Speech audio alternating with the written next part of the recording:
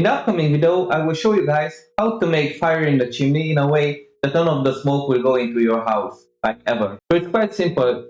Actually, you need one of those, and you do the following. So in the first phase, you just heat up the chimney without making a fire.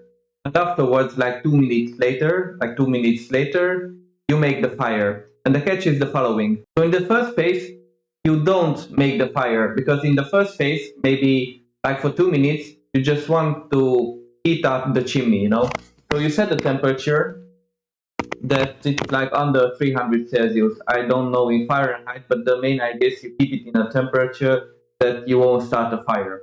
And afterwards, like if you wait like a minute or 2 minutes, maximum 2.5 minutes, probably the chimney will have like a movement of air and all of the air will start to go upward. And afterwards, like in 2 minutes, then you set the temperature here and you go for a higher temperature.